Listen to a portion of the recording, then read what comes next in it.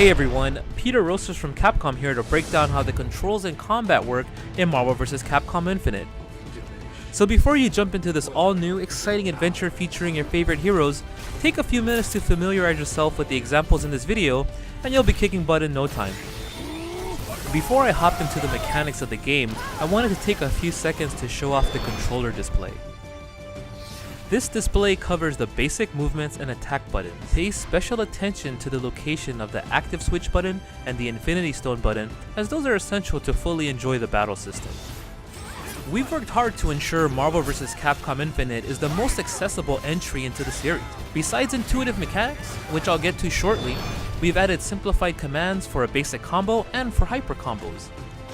Easy combos, performed by repeatedly pressing light punch, allow players to immediately get a feel for how combos work in this game. It allows them to see some cool attacks and also score some decent damage against their opponents.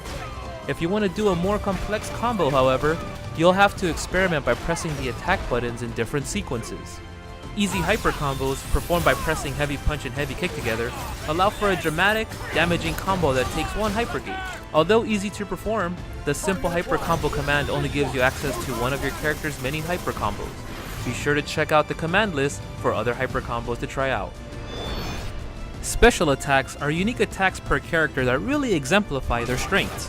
Typically, most of the commands for these special attacks are performed by pressing a quarter circle forward and an attack button, quarter circle back and an attack button, or down down plus an attack button. There are other commands available besides these depending on the character, so head over to the command list for a full breakdown of your favorite hero's special attacks. Pressing the active switch button allows you to actively switch between your two characters anywhere, anytime, during any action. Switching can occur during attacks to continue combos, or to provide an offensive assist to the character being tagged in. Switching is also vital to team survivability, as characters regenerate red life when they're off screen. Holding the active switch button down when your hero is getting hit or blocking an attack allows for a counter switch. The counter switch counters the opponent's offense by bringing in a secondary hero who now becomes the focus of attention.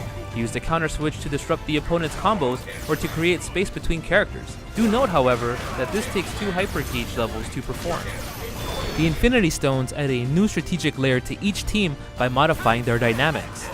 Each stone has 2 functions: the Infinity Surge, a unique action that can be used in the ground or in the air, and the Infinity Storm, a short period of empowerment where the heroes completely harness the power of the Infinity Stone, breaking the rules of combat.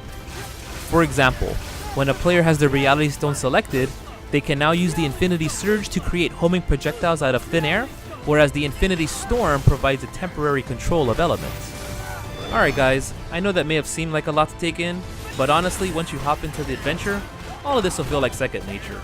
Just remember, by utilizing the active switch button, the Infinity Stone button, and the simple commands mentioned earlier, you'll be able to dive right into all the fun that Marvel vs. Capcom Infinite has to offer.